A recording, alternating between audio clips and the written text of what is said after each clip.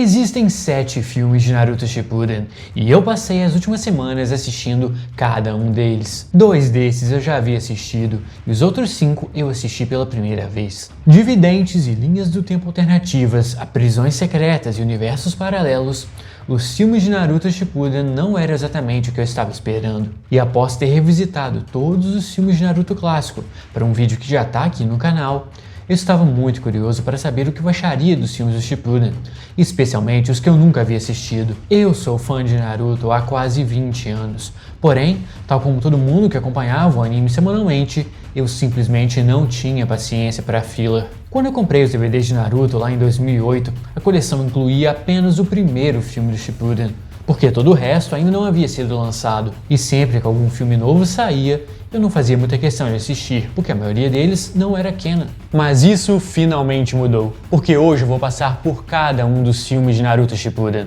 do primeiro ao The Last. Eu vou discutir a premissa deles, o quão bons são os vilões e a história, e como foi minha experiência conhecendo ou redescobrindo cada um desses filmes. E eu vou fazer 2 desafios especiais nesse vídeo. Para cada filme, eu vou tentar desvendar onde eles se passam na linha do tempo de Naruto, sem ler nenhuma wiki, sem pesquisar no Google. E eu também vou deixar uma resenha no Letterboxd para cada um deles, dando de 1 a 5 estrelas. Então vem comigo enquanto a gente desvenda o bizarro mundo dos filmes de Naruto Shippuden. Naruto Shippuden, o filme. O que acontece quando Naruto, que acredita que o destino sempre pode ser mudado, é confrontado por alguém que pode prever o futuro? Essa é a premissa de Naruto Shippuden, o filme, no qual o time 7 é guarda-costas de uma sacerdotisa que pode prever o futuro. Tal como todo filler de Naruto clássico depois que o Sasuke saiu da vila, o primeiro filme de Naruto Shippuden é sobre Naruto e Sakura trabalhando junto de outros ninjas da Folha em uma missão para proteger alguém. Naruto e Sakura se juntam a Neji e Rock Lee para formar o time 7 nesse filme. E aqui já entra uma das minhas coisas favoritas sobre esse primeiro filme do Shippuden. A gente vê o Neji atuando como um Jonin,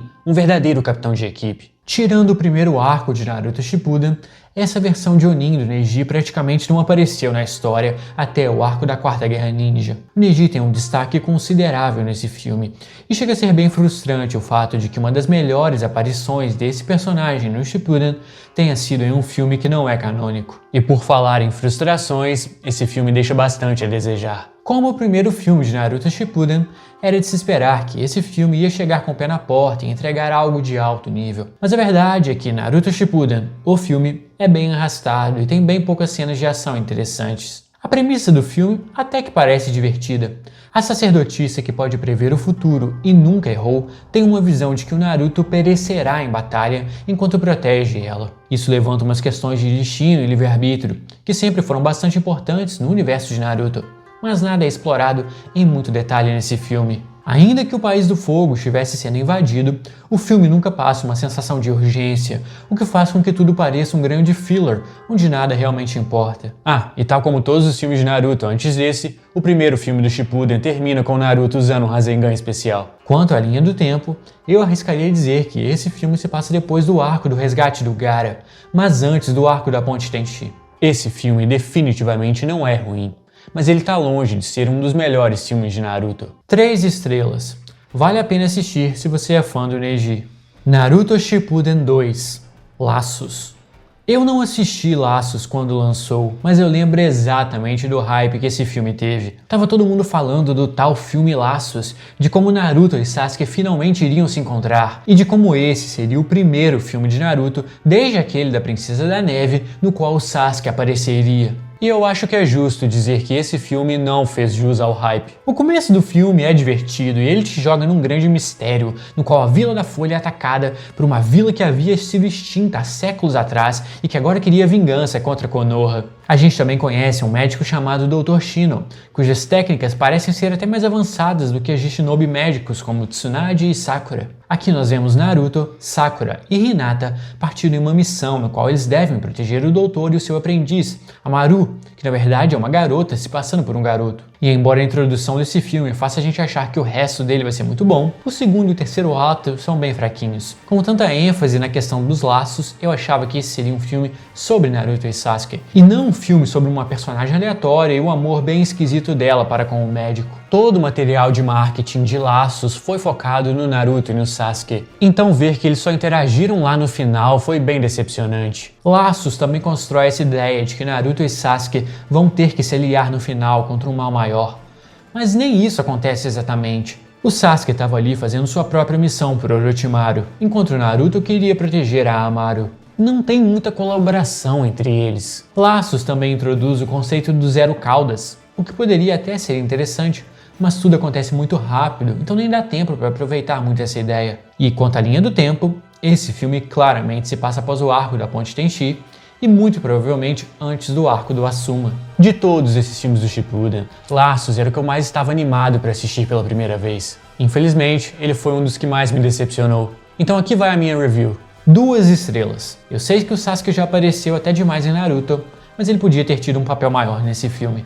Naruto Shippuden 3, Herdeiros da Vontade do Fogo. Acho que eu posso resumir bem minha opinião sobre o terceiro filme de Naruto Shippuden, dizendo que eu quase desisti de fazer esse vídeo apenas para fazer um vídeo que fosse só sobre Herdeiros da Vontade do Fogo. Esse filme é uma obra-prima. Eu fui para Herdeiros da Vontade do Fogo com quase nenhuma expectativa. A única coisa que eu sabia sobre esse filme é que ele era sobre o Kakashi. Mas bem rápido eu percebi que esse aqui não era igual aos outros filmes de Naruto, que havia algo de especial nessa história. O terceiro filme do Shippuden não é sobre proteger uma princesa ou um rei, ou sobre uma versão aleatória do time 7 indo para algum país genérico. Ele é sobre como as duas filosofias mais importantes do universo de Naruto podem ser contraditórias. De um lado, a vontade do fogo passada de geração a geração, desde o primeiro Hokage até o Naruto.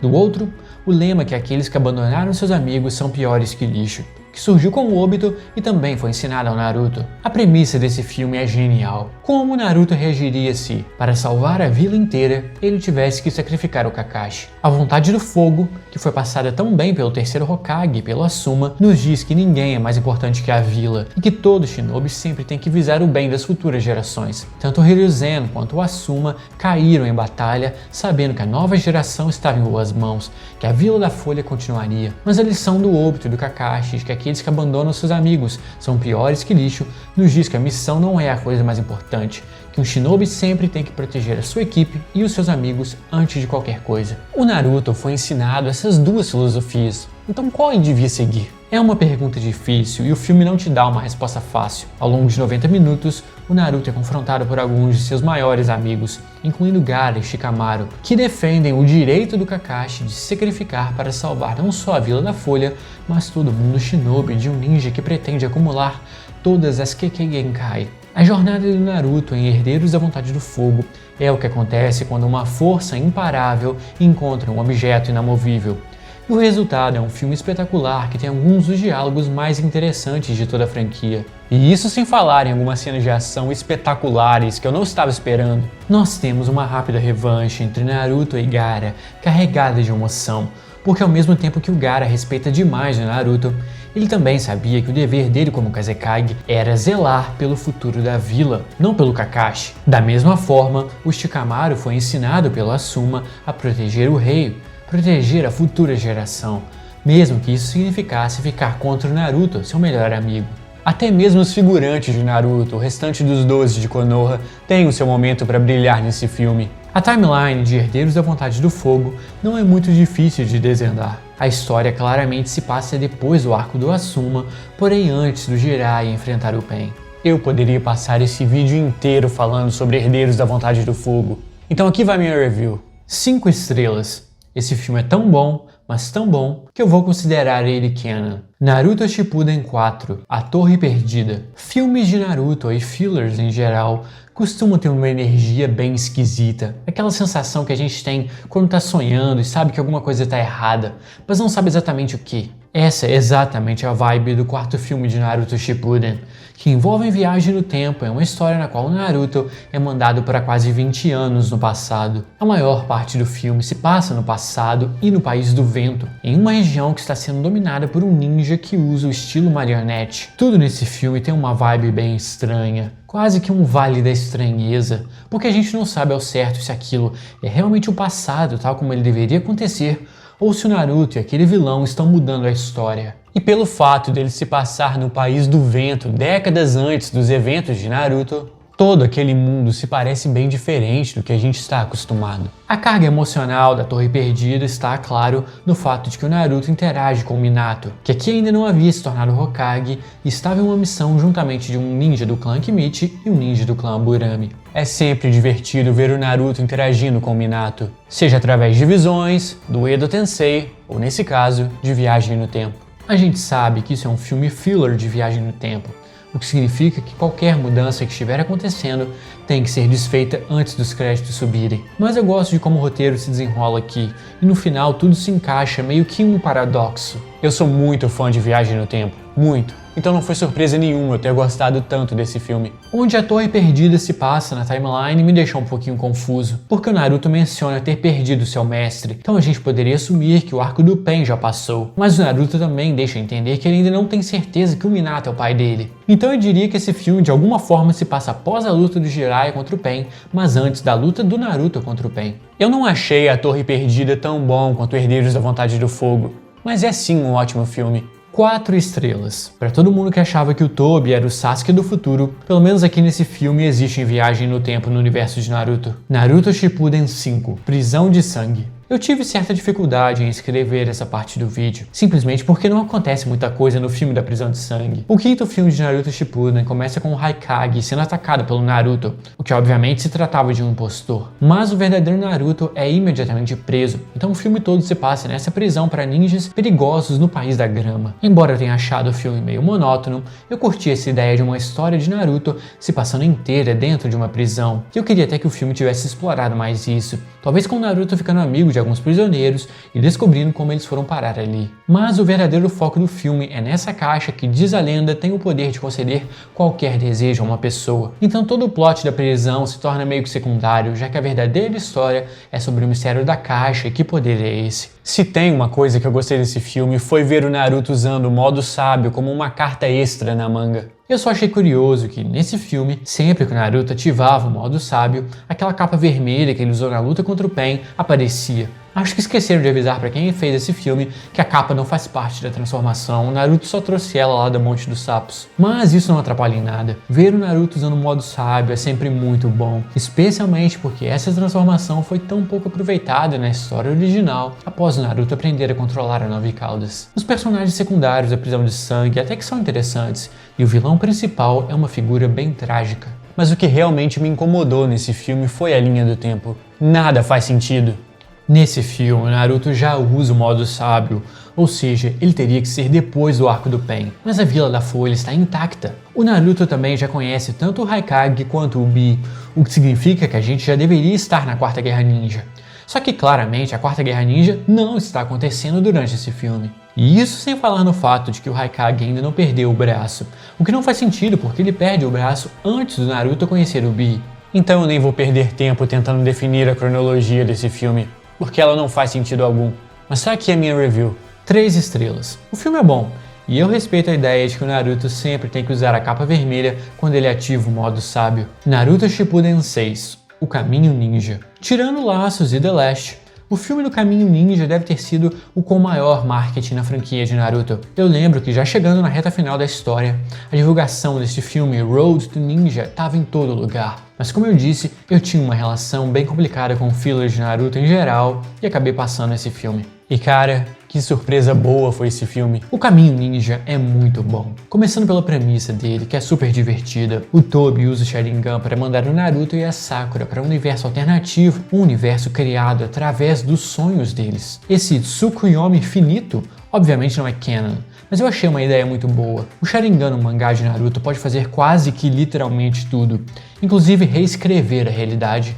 Então por que não uma versão do Tsukuyomi na qual um universo paralelo inteiro é criado? E eu sei que já tá todo mundo cansado de multiverso por causa da Marvel, mas esse mundo alternativo do filme do Caminho Ninja é fascinante. A gente encontra versões semelhantes, porém diferentes de vários personagens, o que resulta em algumas cenas hilárias, tipo a Hinata com ciúmes do Naruto, ou o Sasuke sendo um galanteador. Mas o Caminho Ninja é também emocionante, e essa emoção vem do fato de que esse universo só existe porque o Naruto sonhava em viver num mundo no qual Minato e Kushina não tivessem se sacrificado, enquanto a Sakura queria viver em um mundo na qual ela tivesse mais independência dos pais. O resultado é um universo no qual os pais da Sakura salvaram a Folha. enquanto Minato e Kushina viveram para criar o filho. E é muito bonito a forma como Naruto inicialmente rejeita esse mundo. Ele sabe que não é real, mas aos poucos ele vai se acostumando a todo o amor do Minato e da Kushina e começa a se questionar se realmente vale a pena voltar. De forma contrária, a Sakura começa adorando esse universo onde ela pode fazer tudo o que ela quer, mas aos poucos ela começa a sentir falta dos pais dela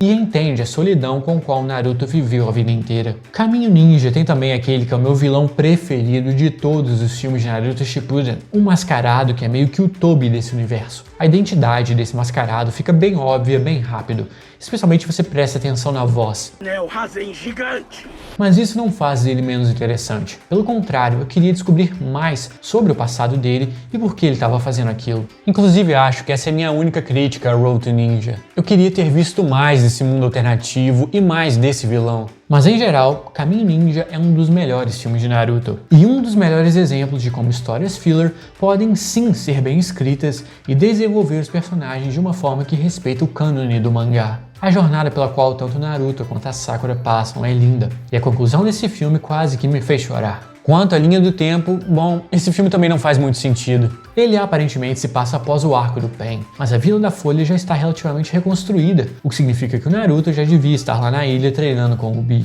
Então eu realmente não consigo encaixar o Caminho Ninja na cronologia de Naruto sem fazer muitos malabarismos. Mas isso não importa, porque o filme é muito bom. 4 estrelas. É assim que se faz multiverso Marvel. The Last Naruto, o filme. Eu tenho várias críticas ao final de Naruto, mas nenhum dos problemas que eu tive com o final do mangá se estende a The Last. Esse filme é maravilhoso. The Last é um epílogo que se passa entre o fim da Quarta Guerra Ninja e o último capítulo do mangá. E o foco dele é inteiramente na relação entre Naruto e Hinata. Por mais que esse filme estenda a história dos Otsutsuki e estabeleça alguns conceitos que vão ser importantes lá em Boruto, tudo isso é um grande pano de fundo para a história de amor entre Naruto e Hinata. Desde a cena inicial, os flashbacks até a batalha final, The Last é um filme sobre o laço entre Hinata e Naruto. Laço esse que é ilustrado pelo Cachecol Vermelho. The Last meio que parecia uma tentativa do Kishimoto de melhor desenvolver o casal principal da trama, até porque relacionamentos e casais nunca foram o ponto forte de Naruto. Mas nesse filme tudo se encaixa de maneira perfeita. Os momentos de emoção são lindos, a animação é espetacular e as cenas de batalha são algumas das melhores de todo o anime. E nada disso foi surpresa considerando que The Last é o único filme canônico de Naruto. Nem faz sentido eu tentar encaixar ele na cronologia, porque o Kishimoto já fez isso por mim. The Last se passa após o capítulo 699, mas antes do capítulo 700. E eu considero esse filme uma parte essencial do final de Naruto. Sempre que você chegar no capítulo 699, ou ali nos episódios finais do anime, você tem que assistir The Last antes de ler o último capítulo de Naruto. Então aqui vai minha review desse filme que é praticamente perfeito. 5 estrelas. The Last é tão bom que me fez gostar mais do final de Naruto. Os filmes de Naruto Shippuden são muito bons, e eu adorei ter passado por todos eles. Talvez eu já devesse ter assistido eles quando eles foram lançados, mas eu gostei muito de ter experienciado essas histórias pela primeira vez agora em 2025, mais de uma década após o final de Naruto. É como aquela sensação de achar dinheiro no bolso da calça que estava ali há muito tempo, ou de finalmente encontrar algo que você já nem lembrava que tinha perdido. Para alguém que já consumiu praticamente tudo sobre Naruto, ter 5 filmes inéditos para assistir foi como se eu brevemente tivesse voltado no tempo para um ano de 2008, quando eu finalmente saí do episódio 53 no SBT e pude assistir centenas de episódios inéditos pela primeira vez. Mas me diz você, qual é o seu filme preferido de Naruto Shippuden? Como você ranquearia eles? E olha, nesse vídeo não deu tempo de falar do filme do Boruto. Mas se você quiser me ouvir falando muito de Boruto, é só clicar nesse vídeo aqui, ó.